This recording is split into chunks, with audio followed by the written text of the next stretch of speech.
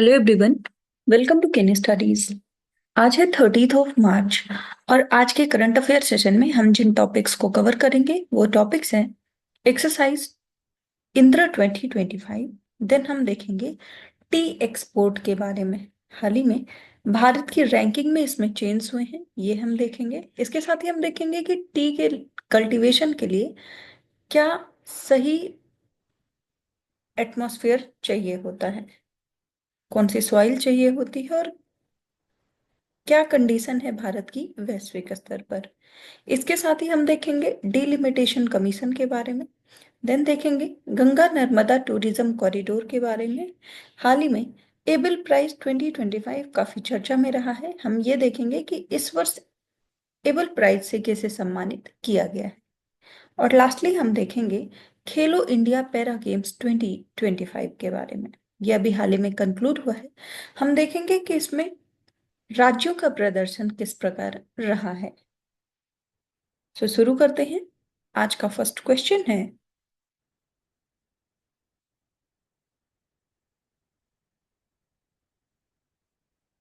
where has the 14th edition of the India Russia bilateral naval exercise Indra 2025 taken place?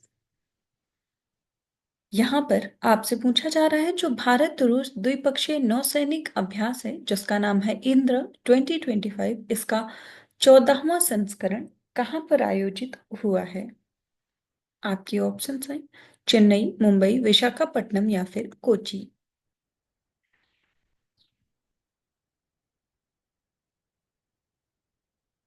और इस question में आपका correct option हो जाएगा ऑप्शन ए। सो इसका आयोजन किया गया चेन्नई में।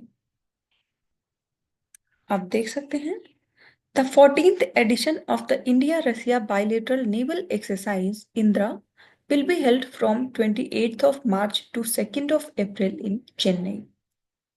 So the exercise will be conducted in two phases, harbor phase and sea phase. So harbour phase जो होगा वो होगा 28th to 30th of March and then sea phase from 31st of March to 2nd of April. So the exercise will feature naval ships from both nations including Russian Federation naval ships Pechang, Reki and Alder and Indian naval ships Rana and Kuthar. So the exercise aims to enhance maritime cooperation, exchange best operational practices, and strengthen diplomatic ties between India and Russia. So Indira exercise की अगर हम history की बात करें तो इसको पहली बार आयोजित किया गया था 2003 में। And the exercise has evolved into a symbol of maritime cooperation between the both nations. और आप ध्यान रखेंगे इस वर्ष आयोजित होने वाला ये 14th एडिशन है जिसका आयोजन किया जा रहा है चेन्नई में। बढ़ते हैं नेक्स्ट क्वेश्चन की ओर।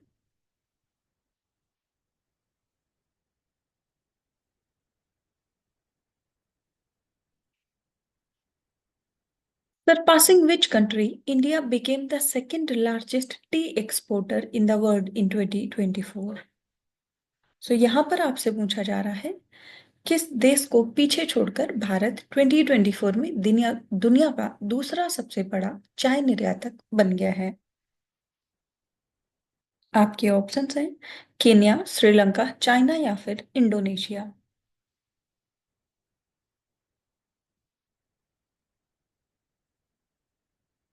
और इस क्वेश्चन में आपका करेक्ट ऑप्शन हो जाएगा ऑप्शन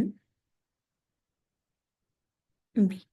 सो भारत ने इसमें पीछे छोड़ा है श्रीलंका। आप देख सकते हैं India surpasses Sri Lanka to become the second largest tea exporter, and India exported 254 million kg of tea in 2024, surpassing Sri Lanka to become the second largest tea exporter worldwide. Kenya remains the top exporter with over 500 million kg of tea exported in 2024. So 2023 की बात करें तो India and Sri Lanka were neck and neck in exports with around 231 million kg each, and India's tea exports in 2024 amounted to 7,112 crore rupees with strong support from government schemes and favorable policies. अगर हम T के जो growing conditions हैं उनकी बात करें तो इसके लिए जो क्लाइमेट चाहिए होता है वो चाहिए होता है ट्रॉपिकल एंड सब ट्रॉपिकल प्लांट होता है। It thrives in hot and humid conditions. इसके लिए जो टेम्परेचर चाहिए होता है वो चाहिए होता है 20 degree Celsius to 30 degree Celsius. और रेनफॉल जो रिक्वायर होती है 150 to 300 centimetre annual rainfall. And the most suitable soil for tea cultivation is slightly acidic soil without calcium with a porous subsoil that allows free water percolation।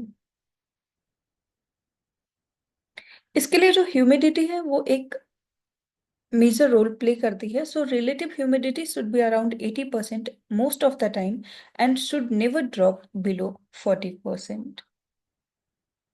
Bharat की बात करें तो भारत में चाय को ज्योग्राफिकल इंडिकेशन या जिसे हम जीआई टैग कहते हैं वो भी दिया गया है। दार्जिलिंग टी जिसको शैंपेन ऑफ टीज कहा जाता है world wide due to its flowery scent, it was the first product in India to receive GI tag. And other variants of Darjeeling tea is green tea and white tea. इन दोनों को भी GI tag दिया गया है। Production की बात करें तो India is the second largest producer of T globally after China. और ब्लैक टी का लार्जेस्ट प्रोड्यूसर है भारत विश्व में। भारत में अगर हम मेजर एरिया ऑफ प्रोडक्शन की बात करें तो Assam accounts for 55% of India total tea production with plantations in Assam valley and Cachar. West Bengal is another major tea producing state with tea plantations in Dwars, Tarai, and Darjeeling. The southern region of India contributes 17% to the country's total tea production with Tamil Nadu, Kerala, and Karnataka. इसके साथ ही अगर हम tea board की बात करें तो भारत में tea board की स्थापना की गई थी 1954 में, जो कि एक स्टेट्यूटरी बॉडी है अंडर द टी एक्ट 1953। और इसकी नोडल मिनिस्ट्री है मिनिस्ट्री ऑफ कॉमर्स। इसका रोल होता है to regulate Indian tea industry and protect the interest of tea producers in India. इसका हेडक्वार्टर है कोलकाता में और इसके जो ओवरसीज ऑफिसेज हैं इंडियन टी बोर्ड का वो है दुबई और मॉस्को में। एक इम्पोर्टेंट फैक्ट ये भी है that India is one of the world's top tea consuming countries. 80% of India's tea production is consumed domestically.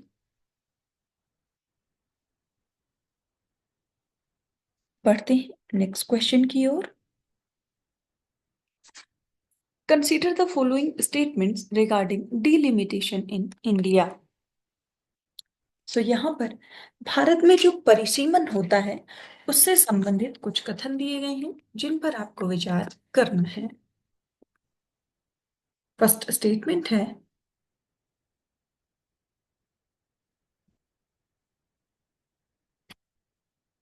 Four delimitation commission have been constituted in independent India in 1952, 1963, 1973 and 2002, all chaired by serving judges of the Supreme Court. And second, the North-South debate on delimitation arises from the concern that states with high population growth will be rewarded with more seats while those that implemented family planning may lose representation. इसके साथ ही जो third statement है आपका वो है Jammu and Kashmir underwent a separate delimitation process after the abrogation of Article 370 based on the 211 census. और यहाँ पर आपसे करेक्ट स्टेटमेंट्स पूछे जा रहे हैं, आपको बताना है डिलिमिटेशन से संबंधित यहाँ पर कौन से ऐसे स्टेटमेंट्स हैं जो कि करेक्ट हैं। और इस क्वेश्चन में आपका करेक्ट ऑप्शन हो जाएगा ऑप्शन बी। यहाँ पर आपका सेकंड और थर्ड स्टेटमेंट करेक्ट है जबकि फर्स्ट इनकरेक्ट है। आप देख सकते हैं So recently, the Congress party is forming an internal committee to devise its stand on the proposed delimitation exercise amid concern that states which have effectively implemented population control, mainly in South, may be underrepresented. So at the same time, the delimitation in Jammu and Kashmir has progressed independently after its reorganization. सो भारत की बात करें तो India has had 4 limitation commission post independence और ये हुआ है 1952 में, then 1963, 1973 and 2002 and all chaired by retired not serving supreme court जजेस।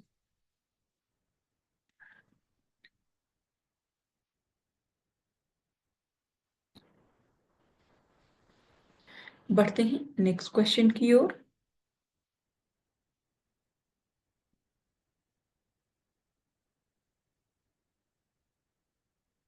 Which two states are involved in the development of the Ganga Narmada tourism corridor? सो यहाँ पर आपसे पूछा जा रहा है गंगा नर्मदा पर्यटन गलियारे के विकास में कौन से दो राज्य शामिल हैं? आपके ऑप्शंस हैं Uttar Pradesh and Madhya Pradesh, Uttarakhand and Madhya Pradesh, Uttar Pradesh and Gujarat या फिर उत्तराखंड एंड गुजरात। और इस क्वेश्चन में आपका करेक्ट ऑप्शन हो जाएगा ऑप्शन ए। सो ये राज्य हैं उत्तर प्रदेश एंड मध्य प्रदेश। आप देख सकते हैं the Madhya Pradesh Tourism Board is working on initiatives to connect the state's natural, spiritual, and cultural heritage with major religious destinations in Uttar Pradesh, such as Prayagraj, Ayodhya, and Varanasi.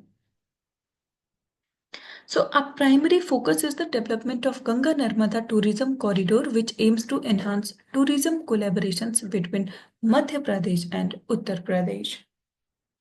And the goal of the Ganga Narmada Tourism Corridor is to offer visitors a rich and diverse experience by linking the cultural and religious significance of both Ganga in Uttar Pradesh and Narmada in Madhya Pradesh. So, this initiative aims to boost religious tourism, cultural exchanges, and provide new opportunities for tourism in both the states. तो आप ध्यान रखेंगे गंगा नर्मदा जो religious corridor बन रहा है ये बन रहा है एमपी और यूपी के मध्य।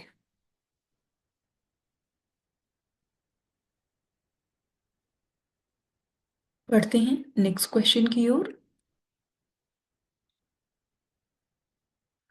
Who was awarded the 2025 Abel prize? So यहाँ पर आपसे पूछा जा रहा है 2025 का जो एबल पुरस्कार है वो किसे दिया गया है? आपके ऑप्शंस हैं Niels Henrik Abel, second Masaki Kashiwara, third Henrik Hagen या फिर जॉन वॉन न्यूमैन।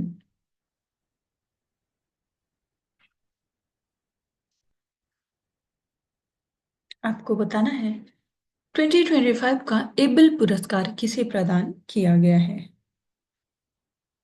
और इस क्वेश्चन में आपका करेक्ट ऑप्शन हो जाएगा ऑप्शन बी।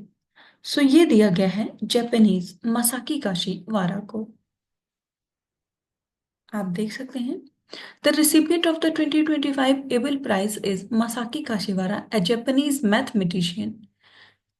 और इनके फील्ड ऑफ कॉन्ट्रीब्यूशंस की बात करें तो ये है algebraic analysis, representation theory, development of D modules and discovery of crystal basis.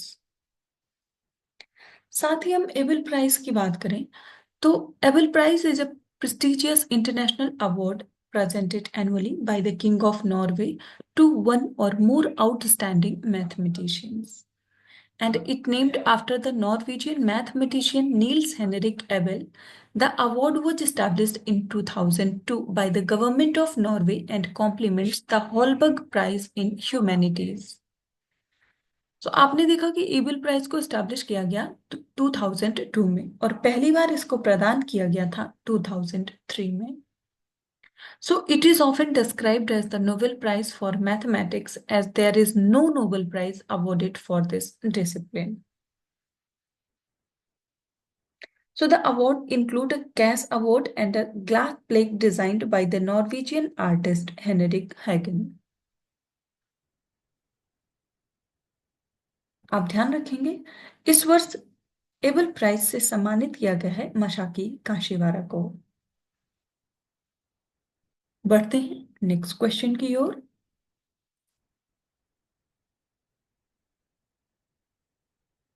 Which state topped the medal tally at the Khelo India para games? सो यहाँ पर आपसे पूछा जा रहा है, खेलो इंडिया पैरा गेम्स 2025 में कौन सा राज्य पदक तालिका में शीर्ष पर रहा है? आपके ऑप्शंस हैं हरियाणा, तमिलनाडु, उत्तर प्रदेश या फिर Maharashtra.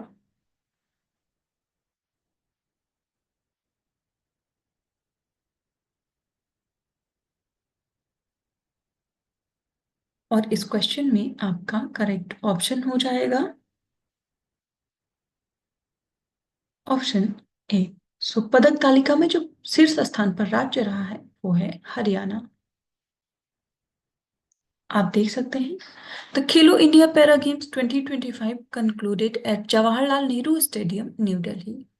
So 18 national records were broken during the event, and the second edition of the Khelo India Para Games saw more than 550 medals being secured by para athletes.